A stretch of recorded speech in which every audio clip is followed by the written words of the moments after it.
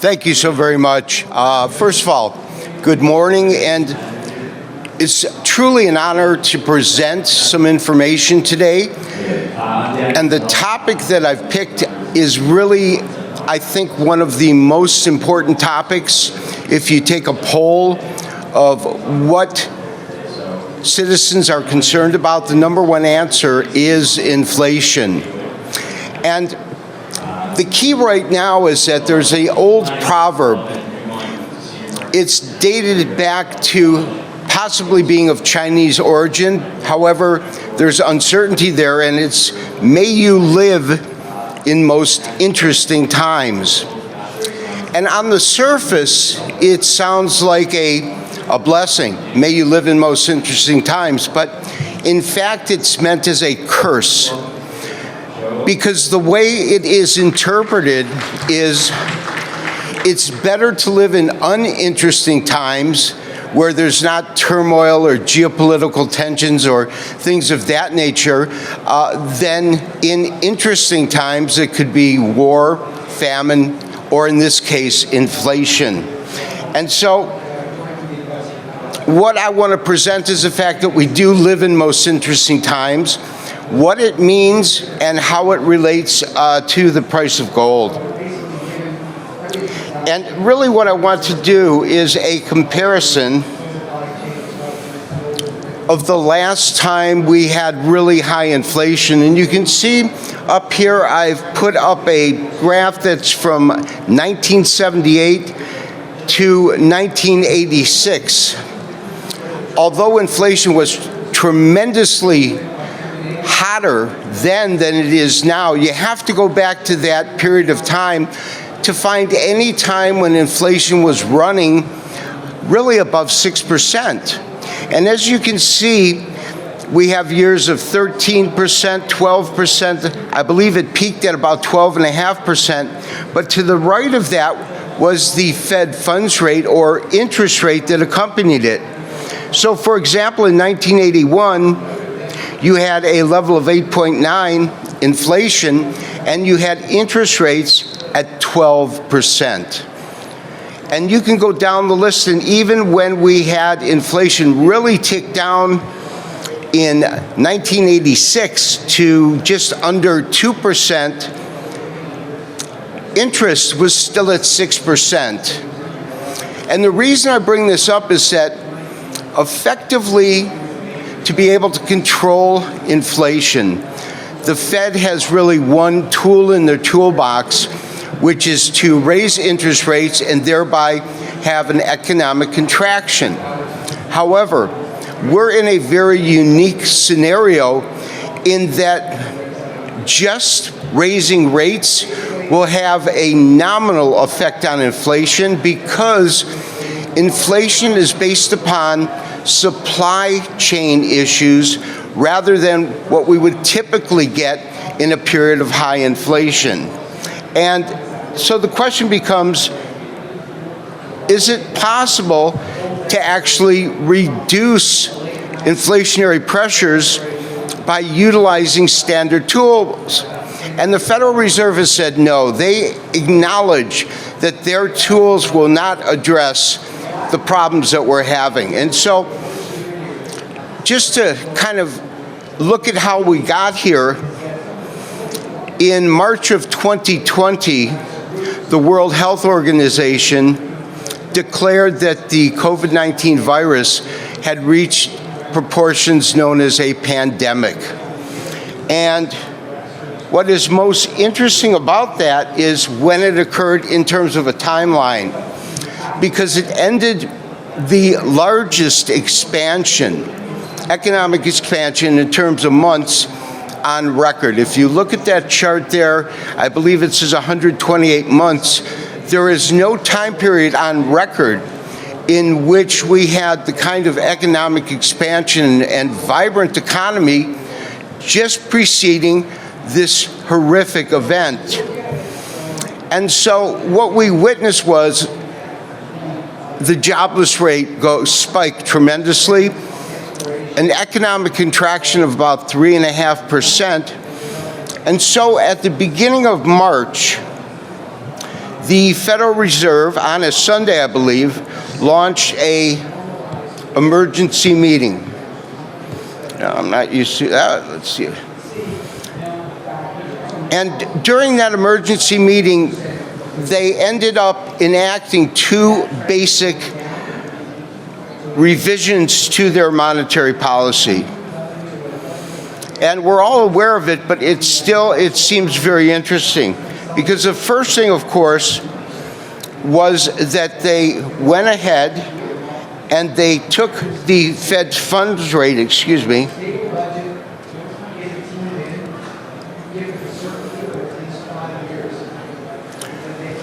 from a much higher level and dropped it to really zero.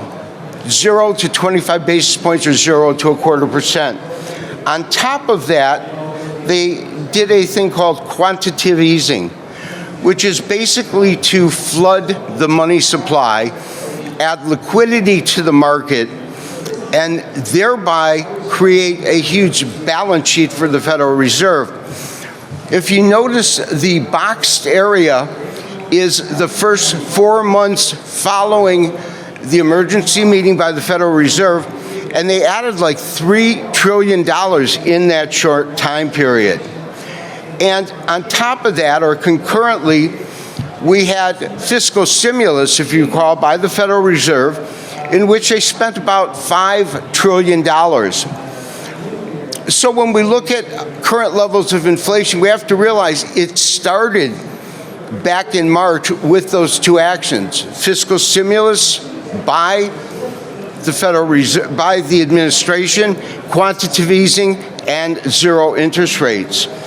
And so when we look at the timeline itself, you can see all through the first 2 quarters of 2021 having nominal interest rates and then moving into the fives.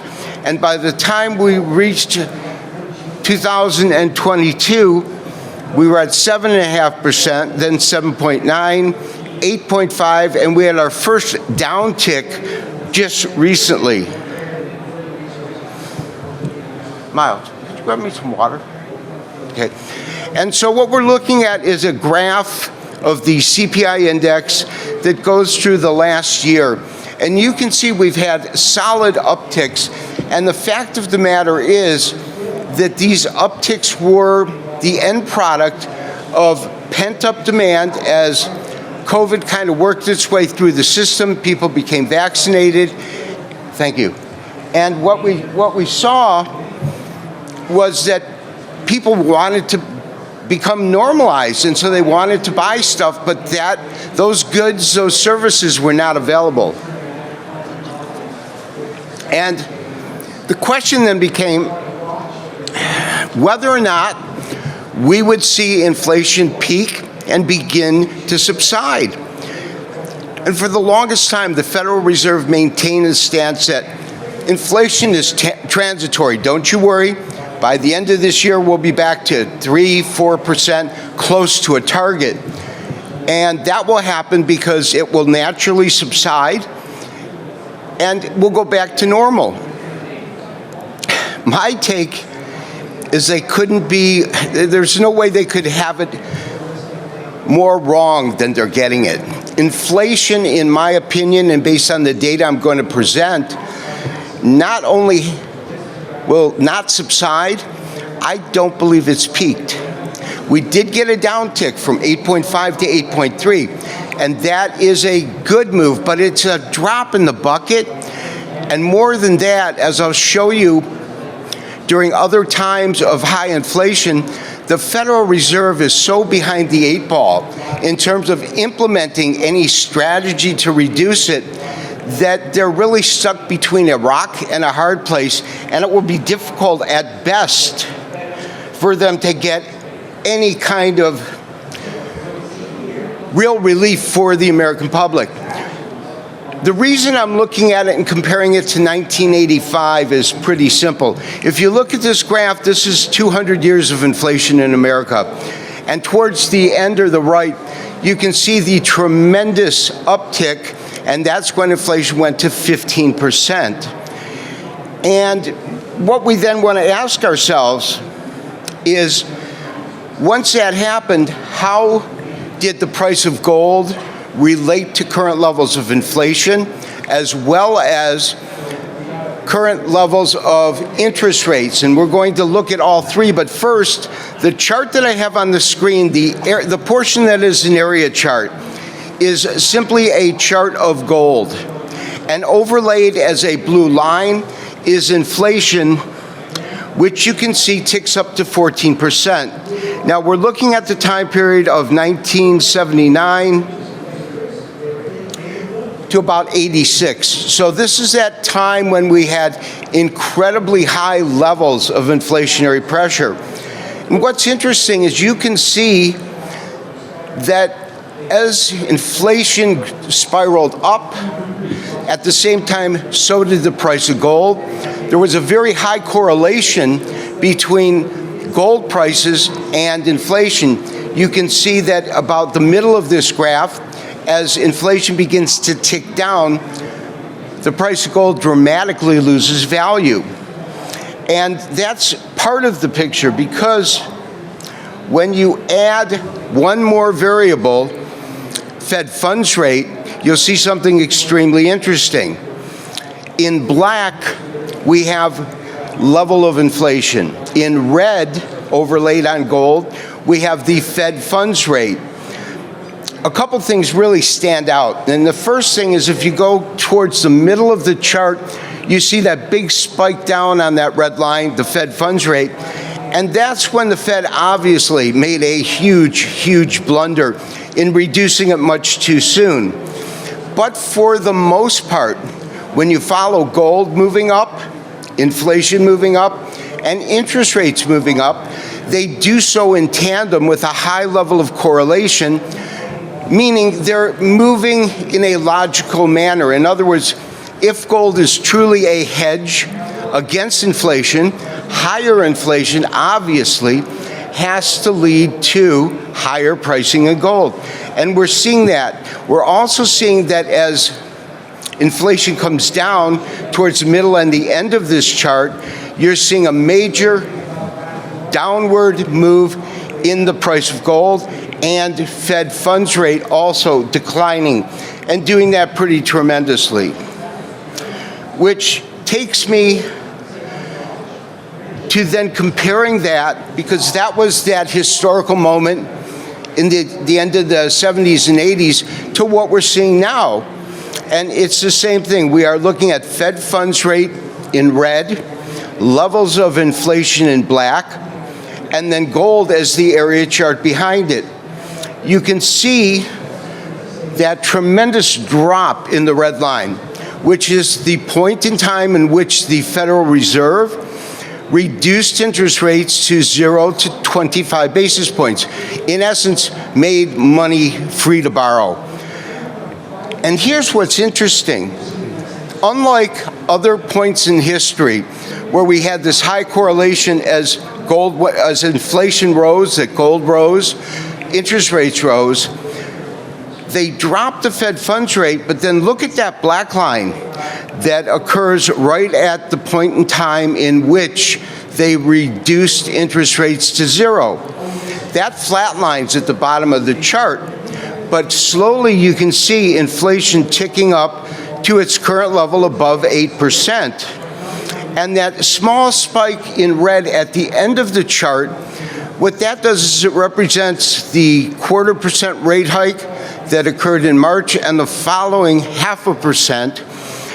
And what is most noteworthy and alarming, I should say, is that the differential between the level of inflation and the actual interest rate is at the widest point in the last 40, 45 years. And you can really see that when we take a big view of this scenario, which is what I just put up. Again, the black line represents inflation, the red represents the Fed funds rate, and gold is the area chart behind it. You can see right at the end that moment in which they dropped it to 0 and it flatlines. But if you look at the distance between inflation and interest rates, you will not find a point in time when there was a larger gap than what we're witnessing now. And the key is that the primary cause of inflation right now is supply chain bottlenecks. And then we add on top of that recent events, which is Russia going into Ukraine, and they are combined massive suppliers, exporters of corn and wheat. I believe that Russia is the third largest producer globally of wheat in the world. Ukraine accounts for, it's the third largest producer of corn. And so when you look at that, you realize that as long as there is a conflict there, there is going to be inherent supply issues. They're not farming in Ukraine, and Russia is not exporting their wheat. And so the question is, how long do we expect inflation to stay this high? Has it peaked? Will it move higher?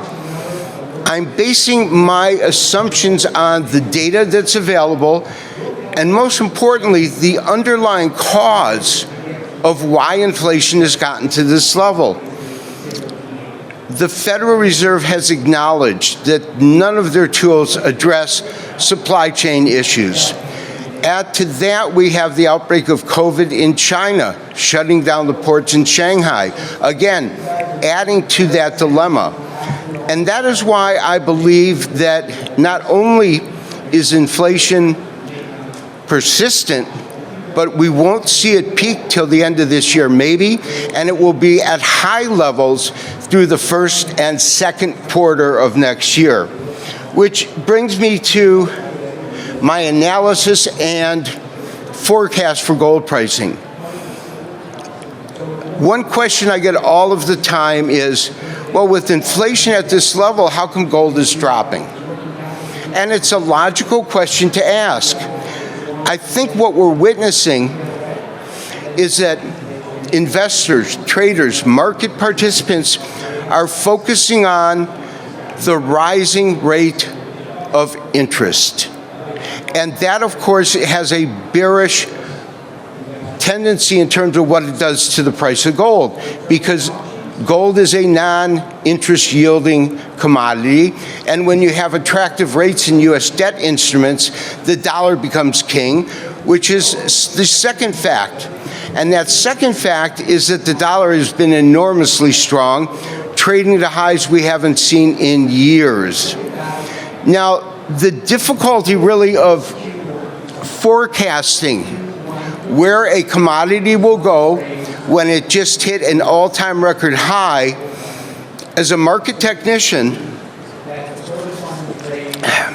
I have no historical data to go back to and say, well, when it was at this level, it did this. So how do we actually create a forecast or a model when you have nothing historically to kind of relate it to? And there are a couple of techniques. In this particular chart, we're looking at gold. Black is the level of inflationary pressures, but it's a thing called a Fibonacci extension. And my technical approach uses Fibonacci retracement and extension, candlestick charts and patterns, and Elliott wave theory. What I'm using for Elliott wave theory is to get an idea of where gold prices are relative to a current cycle and trend. For those familiar with Elliott wave, they understand that he defined the movement, let's call it a bullish movement, of a stock or commodity as a series of waves or cycles in which you would have the impulse phase. The impulse phase would have 5 primary waves. 1, 3, and 5 would move in the trend direction, and the counter waves would move against it, 2 and 4. And so what I'm doing is I'm measuring the distance of that third wave, and then beginning at the fourth wave, I'm using a a well-known formula and accepted formula, which is to times that move by 0.618, and that gives us our forecast. Time-wise, I believe that we're probably looking at the middle of next year, but I'm anticipating gold running above 2,200, maybe 2,250 by the conclusion of this long-term rally. So really, in conclusion, I just want to leave you with one thought, and that is, I hope as attendees at this conference that speeches by other well-renowned and brilliant minds, and a little bit of myself, has given you some insight, and that insight has given you additional wisdom to better be able to look at the markets and make effective financial decisions. But more importantly, it's my wish that that wisdom helps you achieve your financial goals and takes you to where you want to go.